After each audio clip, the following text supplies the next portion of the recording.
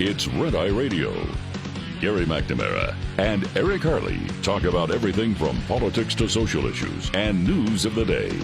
Whether you're up late or you're just starting your day, welcome to the show. From the Uniden America Studios, this is Red Eye Radio. All across America and around the planet, we are Red Eye Radio. He is Eric Harley, and I'm Gary McNamara. Welcome. Thank you for being here this morning. We made it to a Thursday, insane as it is. You know, we got our audio cut of the day is the best. It's the best, Jerry. It's the best, the best. Thank you, Banya. Something we've talked about already. We've been having a cow about this since 2008, 2009, and the downfall. Yeah.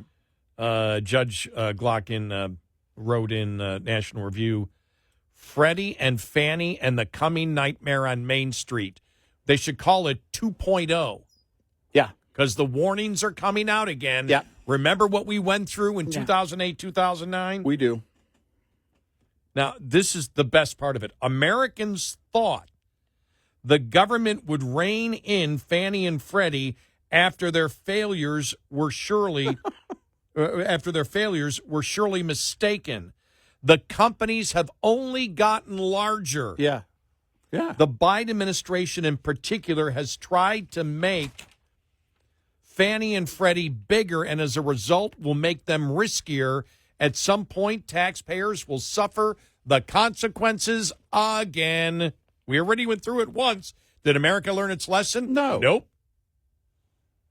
Only in government would such a spectacular failure lead to a massive expansion of those businesses. In 2006, Fannie and Freddie, along with their smaller cousin, Ginnie Mae, supported about 40% of all outstanding single family mortgage debt. They now support over 65% and have $7.5 trillion in assets, an all-time high. The massive size of these government-sponsored enterprises is not enough for the Biden administration. In early 2024, we talked about this, Fannie and Freddie's regulator, the Federal Housing Finance Agency, raised the maximum dollar amount of single-family mortgage loans the two companies could purchase. Now borrowers can effectively get government-backed loans of up to $1.15 million in some areas, which hardly seems necessary for Fannie and Freddie's goal of increasing home ownership. The Federal Housing Finance Agency also seems likely to approve a Freddie request, we had talked about this a ways back, to purchase second mortgages. Yeah. The primary goal of the proposal, the government says, is to create a cheaper version of cash-out refinance. In other words, to allow consumers to pump more borrowed money into the economy at the time of persistent inflation. Some estimate this proposal could add another $1 trillion to consumer spending, but it's on the taxpayer takes the risk on it. Well, you're depleting the wealth of those taxpayers when you do that because they're putting their wealth on the line. They're borrowing against that wealth. And so while it's not immediately depleted, it depends on whether or not they follow up and pay that loan off. They have taken, the equity, which would be your immediate wealth, is gone because the bank now owns it in the second mortgage. You get the money in exchange, you take that out, and you spend it in the marketplace, but you've got to find a way to pay off that second loan, that second mortgage. Well, my concern would be the fact that these are risky loans, and so you don't just give them one loan, you give them a second risky loan, a second mortgage on it, and the taxpayer takes the risk for you to have money to spend so they can artificially pump up the GDP. Right. If the bank wants to take on that risk, that's one thing. Right. One reason Fannie and Freddie are expanding their footprint is that the government hopes to use the short-term profit from these activities to support other political goals. In 2022, the Federal Housing Finance Agency pushed Fannie and Freddie to eliminate upfront fees for home buyers who had low incomes. And the FHFA head told Congress, we're able to do this because the returns the enterprises earned on second homes and vacation homes and investor homes are more than enough to offset the first-time home buyer upfront fees. What she should have said was that the government was using taxpayer money on some mortgages in order to earn short-term cash to subsidize other groups and social programs. They've also said it wants to limit egregious rent increases at rental properties where Fannie and Freddie guarantee the underlying mortgages, even though that would increase the likelihood of defaults on those properties. Right. I mean, they're just going hog wild. Well, let's just get full control of the properties. I mean, that's what it comes down to, right? Well, let's make 2008, 2009 seem like just a bump in the road. Oh, this would dwarf 2008, 2009 if you got into that kind of power for Fannie and Freddie. If they could get into essentially rent control as a part of the condition of the loan,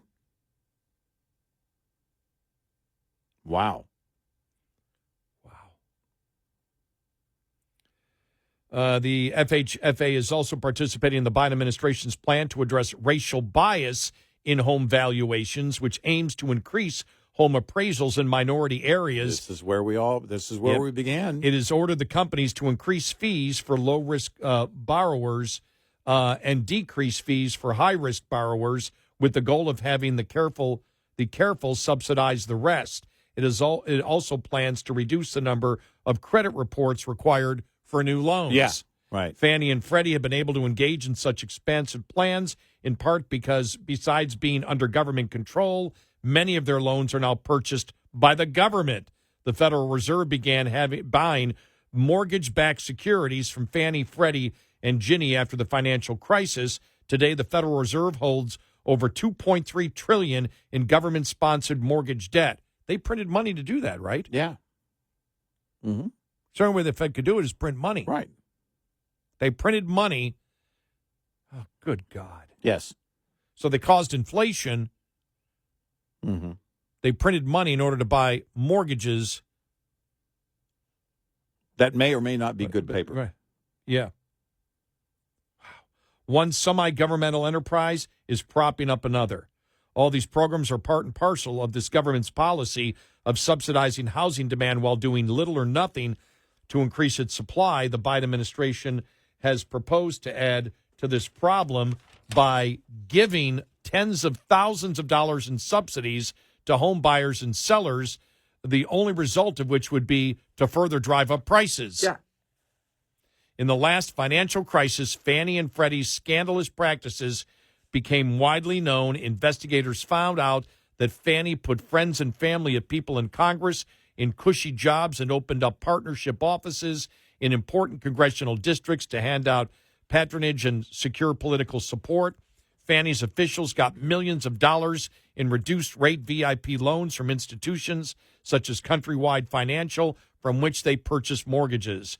Just 15 years after Fannie and Freddie's scandals and bailouts, it is astounding that these government behemoths are growing larger and riskier. Without significant change, Americans can look forward to reading about more scandals and bailouts in the future. Well, look, when you have more and more people not, and it could be generational, it could be because interest rates are where they are, but right now you see more and more people opting to rent rather than buy.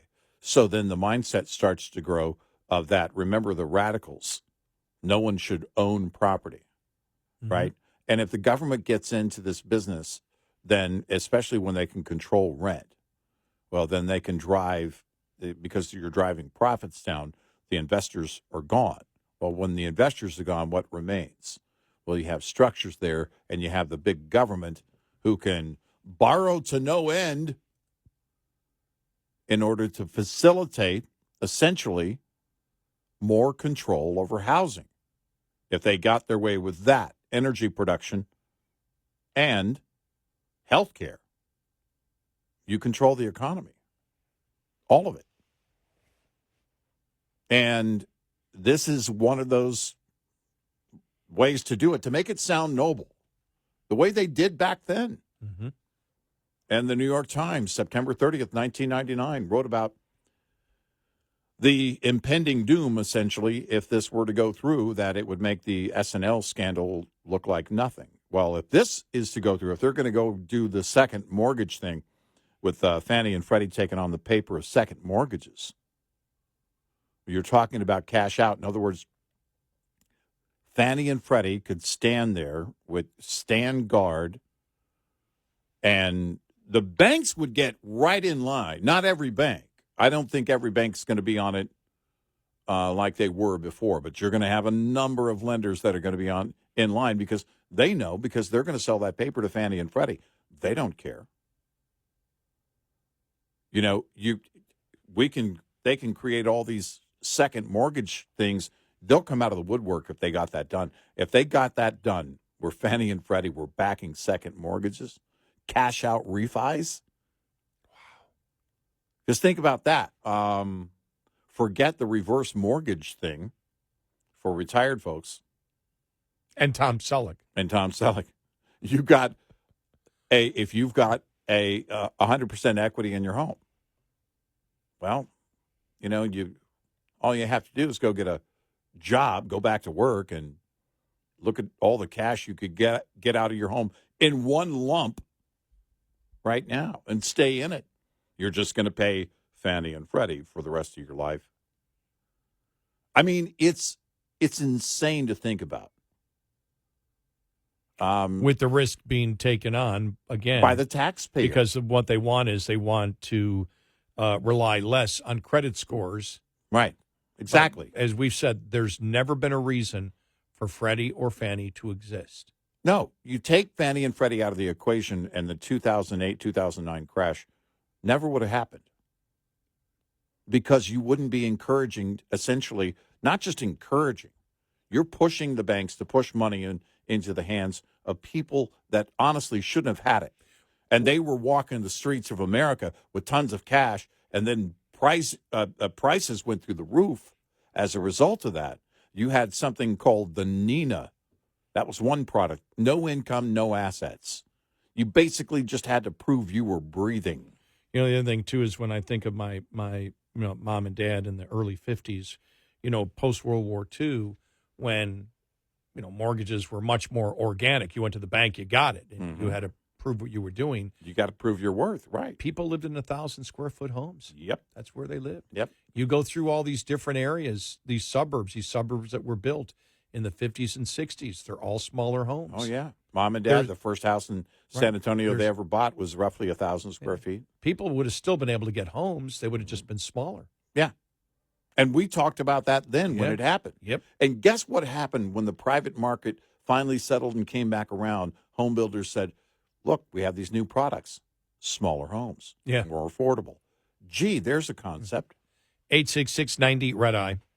This morning's USDA Farm Report is brought to you by House Products.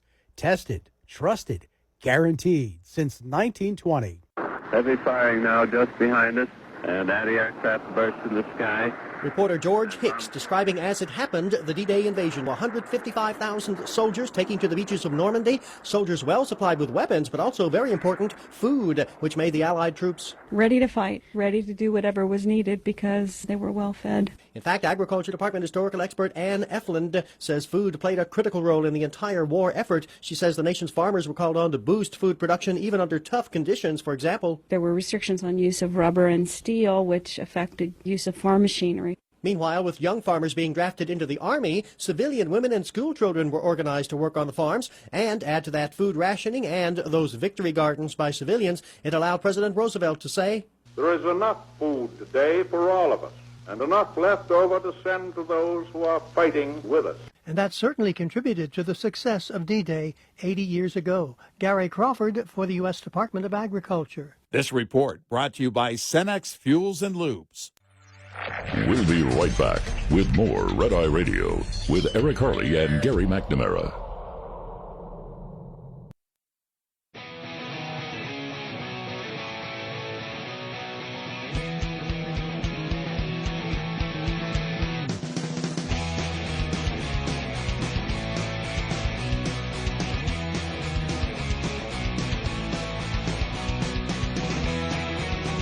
It's Red Eye Radio. He is Eric Harley, and I'm Gary McNamara. D-Day today, 80 years. Wow. Yeah, amazing. It is amazing. You think about, and everyone talks about, and the words "the greatest generation" have been out there, but really, the fortitude. What's interesting is looking at what liberty provides for us, and how we kind of adjust, and now you fast forward to 2024. I believe we still have plenty of people who have that same fortitude that they did back then. Is it as prevalent? Is it common? That I can't tell you. But you think about them being so young, about to hit Omaha Beach. It's 6:30 in the morning. And you know that there is a good chance you're not going to survive it. And I can't imagine that kind of fear. I can't imagine even close what that is like. It's just, I thank God every day we had and still have people willing to serve. I want to play this again. We played it earlier in the show, but this is from one of the volunteers who helped some of the American soldiers get there, because they're all in their late 90s. Yeah. These are the last surviving veterans of World War II. My father, one of them. He wasn't there, but he's one of the last surviving veterans. I wonder how many are left now, because everybody, my father got in, like I said, 45. He was supposed to get in 44, but it went 45. So he's 98. Yeah. So he was late getting in. So everybody has to be 97 or over right now who's a World War II veteran. Right. But this was in Normandy. These are 4,000 French high school students with a long standing ovation to honor the World War II veterans that were at Normandy.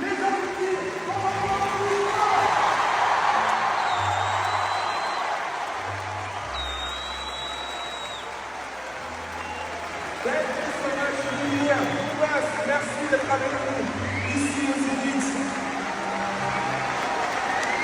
À vous, messieurs, chers parents, qui est encore dans ce bois d'anniversaire, qui s'explique à moi, madame, qui n'a c'est à vous, et qui est toujours ici avec cette liberté. Cette bois d'anniversaire continue de résonner. Now, those are 4,000 French high school students. Yeah. One of the questions you read where on Twitter, on X, where this was in the comments, would this even happen in the United States? I believe it would in some areas, but the fact when you're right there at Normandy and you're a high school student that is from that area, you've been there. You've seen the crosses. It's an intimidating. Yeah. It's an intimidating sight, but to see that right there, and the cheers they were introducing the soldiers. Yeah, they were introducing them at that point. But Jack Carr, who was one of the volunteers, said this has to be the longest standing ovation for anyone or anything I've ever witnessed. 4,000 high school students in Normandy, France, standing to honor our World War II veterans. Beautiful. In this area in northern France has not forgotten the events of 80 years ago. Honored and humbled.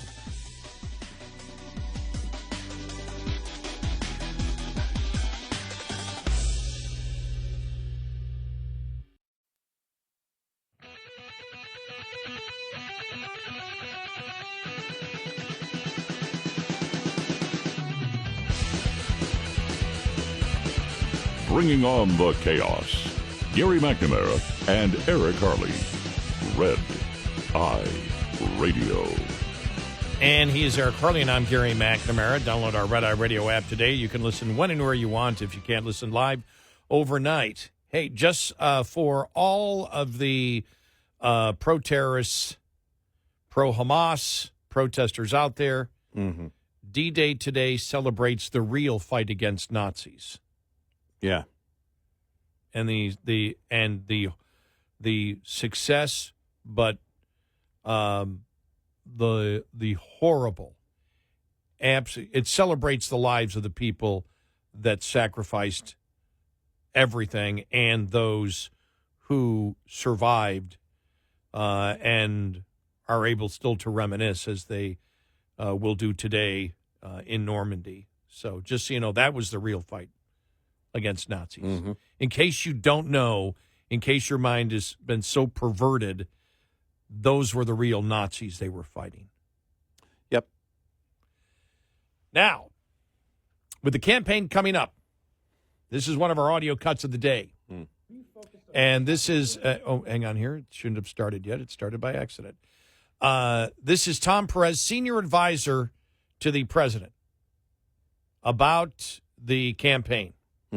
This was a political interview that he was doing, and he was asked the question, what are you focused on getting out the door in the next 6 months before the election? So the specific question was, what are you going to do? What issues are you going to bring up?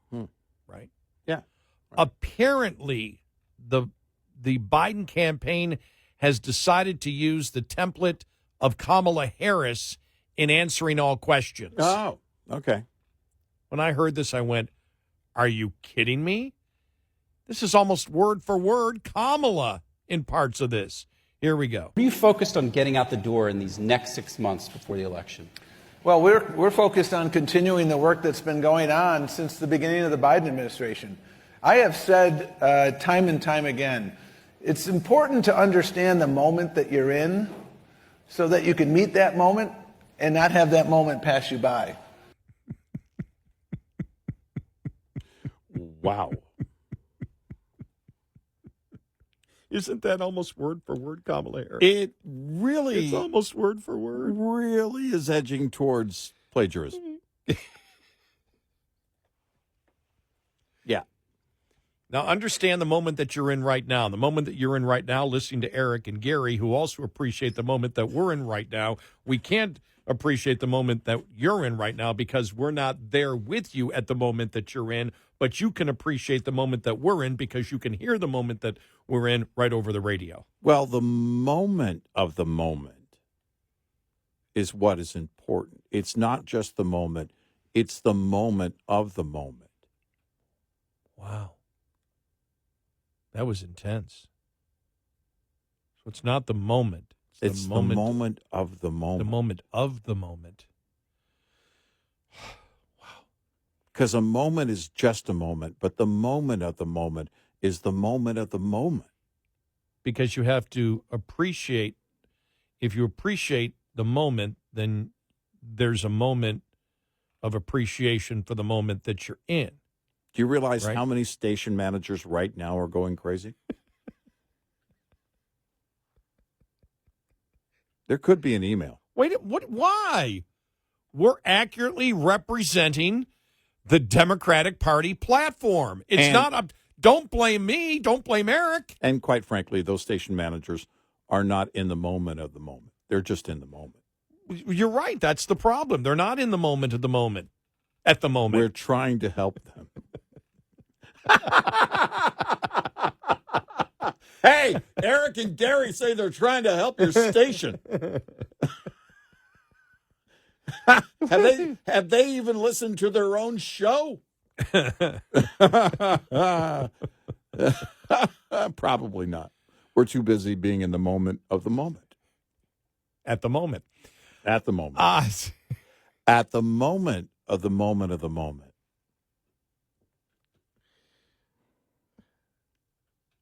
How do you get to be? I asked that earlier. How do you get to be that way? What is it that I don't understand? Nobody I know or I've ever met in my entire life in the variety of businesses I've been in. Banking, industry, machining, radio, management. Yeah. Remember, can you imagine if back in the day Steve Jobs would have walked on the stage in his black turtleneck? The moment of the moment is in the moment. Everyone would have thought, oh, man, I am not buying this phone. I don't care what it does. And that's why we always go back to and we say, are they doing drugs? Because it's like, well, I think it's clear because we've said before that wasn't Hunter's cocaine. And they found it at the White House. Number one, he doesn't leave any behind. Number two, just listen to the rest of them. They're all on drugs. Something is going on. It's not pot. I think it's acid. I think is LSD mushrooms or I don't know what the kids are doing today. Is LSD making a comeback? Because that's the kind of stuff that you would expect. I don't know. People don't talk like that. Apparently they do. All right. Now, we know that now, because of the FBI agent testifying yesterday, the Department of Justice has said no one hacked into Hunter Biden's laptop. All that information on there is from him. Mm-hmm. All the emails are accurate. Everything he sent out, everything he got in. Any of the correspondence with his father is legit. The voice message or messages from his father, Joe Biden, on the laptop are legit. Rudy Giuliani, the Russians, nobody hacked or got access to that computer. What was in that computer was all Hunter Biden. Mm-hmm. We need to play this because Representative Goldman out of New York was throwing out conspiracy theories, even when you had Michael Schellenberger, Matt Taibbi, who were part of, we know, the Twitter files, testified. Or we can call them the X-Files now. That's true. Yeah, I like that. Mm. And as you know, he's right now the biggest blowhard that the Democrats have. Mm-hmm. And he constantly lies. He constantly actually hurts the Biden administration. He has said some of the dumbest things you could possibly imagine. And we go, did he even know what he said there? What was the one that he did, which was just mind-boggling? We went, you just hurt the president's cause there, and you're supposed to be defending him. I forgot what it was.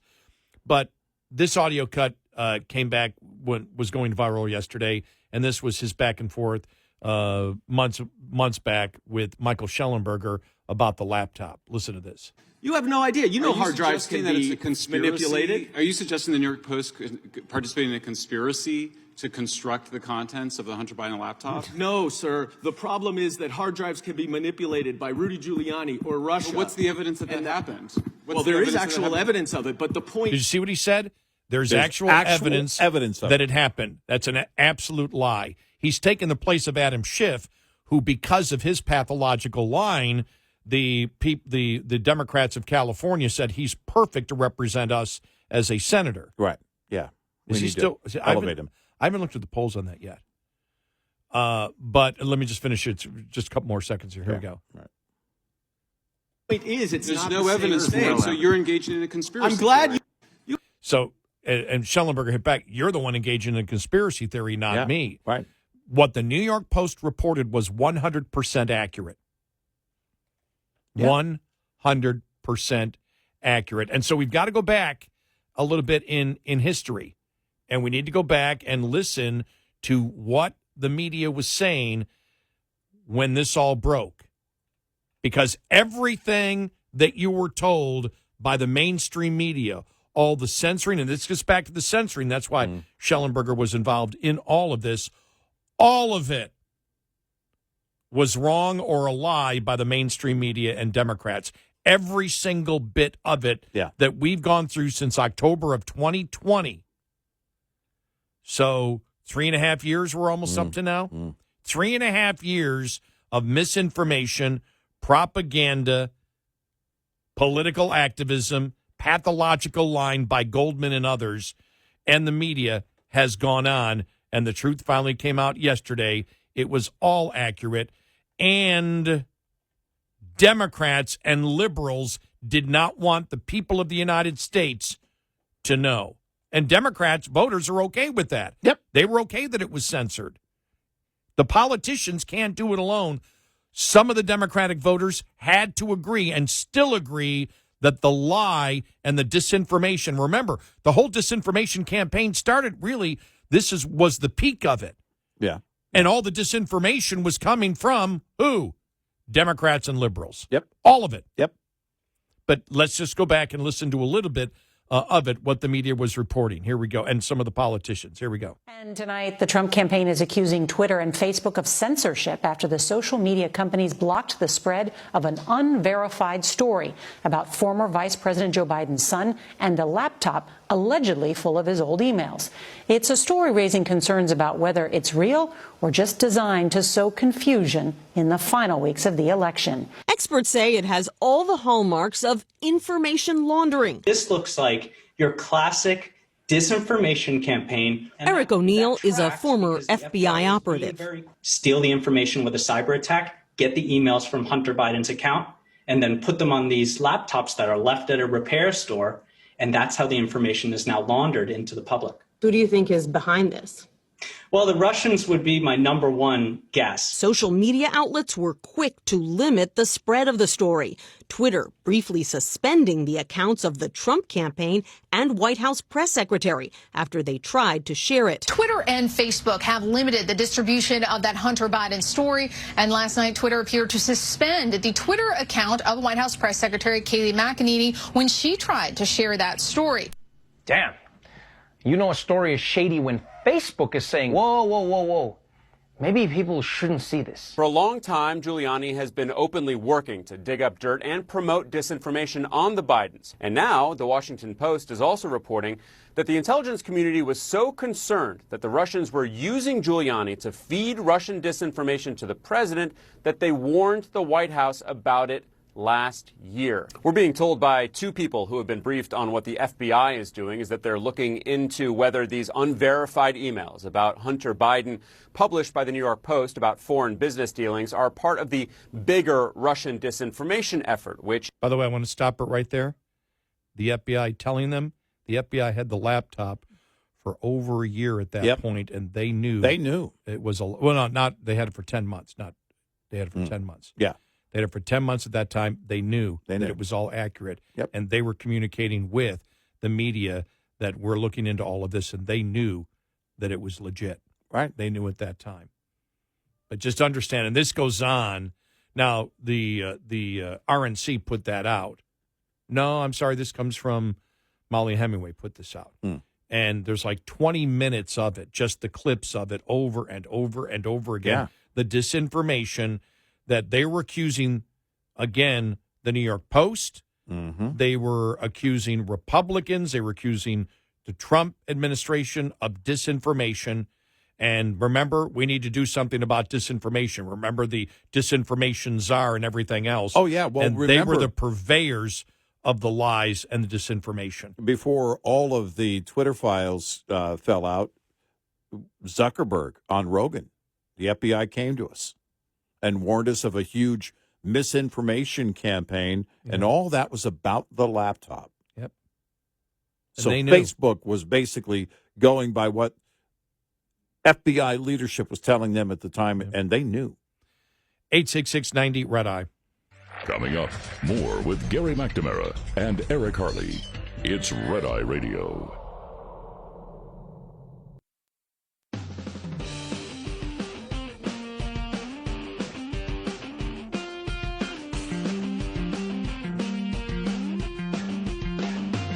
It's Red Eye Radio. He's Eric Harley, and I'm Gary McNamara. Let's go back a few years to Obama at Normandy and the delusion of the liberal media. This time it's Newsweek's Evan Thomas. Here we go. Well, we were the good guys in 1984. Felt that way. It hasn't felt that way in recent years. So Obama's had really a different task. We were seen too often as the bad guys, and he has a very different job from Reagan. Was all about America, and you talked about it. Obama is. We are above that now. We're not just parochial. We're not just chauvinistic. We're not just provincial. We stand for something. I mean, in a way, Obama's standing above the country, above the world. He's sort of God. He's sort of God. I guess I was looking at it all wrong. Just to let you know, the delusion has been there of the mainstream media for a significant period of time. Yeah. Do you remember when Obama was compared to God? Evan Thomas? Now, Wow. as we know, thanks to the Biden campaign operative yesterday on MSNBC, Biden was a much better president than either Obama or Clinton. That's what they tell you. Yeah.